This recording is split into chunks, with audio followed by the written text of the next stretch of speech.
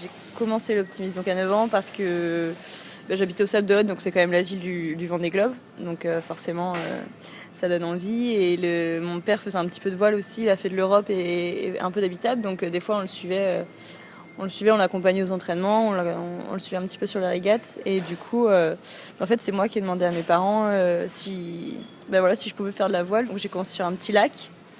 Et pendant un an, et ensuite là je suis passée sur la navigation en mer. C'est là où on commence les entraînements un peu plus sérieux au club. Et donc là j'ai découvert la houle, les mises à l'eau un peu sauvages au Sable d'Olonne, parce qu'en fait la mise à l'eau elle est sur la plage, et du coup des fois il y a quand même un gros shore break. En fait c'était on mettait à l'eau, et c'était souvent les garçons, les filles on se mettait dans l'optimiste, et c'était les garçons qui nous portaient au-dessus des vagues pour nous faire passer les vagues, pour nous faire passer la barre, tellement c'était galère des fois. Et voilà, puis donc du coup on allait s'entraîner comme ça tous les mercredis après-midi au Sable d'Olonne.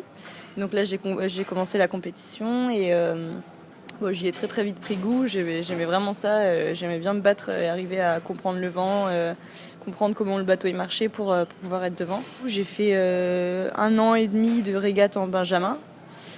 Et ensuite, je suis passée au collège, et là donc je suis rentrée dans mes années mini, mais ça me plaisait toujours autant. Et voilà, et donc là j'ai commencé toutes les compétitions nationales en optimiste, et puis internationales. J'ai fait le championnat d'Europe l'année où j'étais dans la team Airplast, voilà. Et donc au bout de 2 ans, comme je marchais pas trop mal, c'est là que Jean-Christian il est venu me voir. Coucou, tu voudrais pas un bateau Airplast? Et voilà, en gros, mes années d'optimiste, c'est comme ça que ça s'est passé. Je fais du 470 au niveau olympique. On est sur le circuit international. Et donc voilà, ça doit faire 4 ans et demi que je fais du 470. Et voilà, en gros, c'est mon projet actuel, mon gros projet actuel.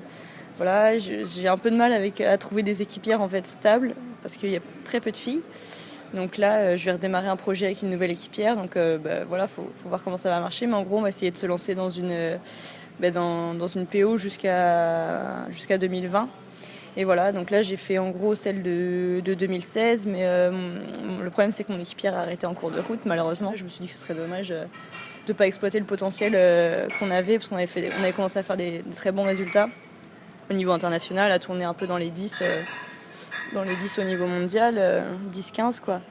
Et du coup, ça pourrait nous placer pour la PO suivante. Voilà, donc enfin, j'espère. Et là, en ce moment, je fais le Tour de France à la voile. Donc là, on est sur l'étape à Marseille, en direct.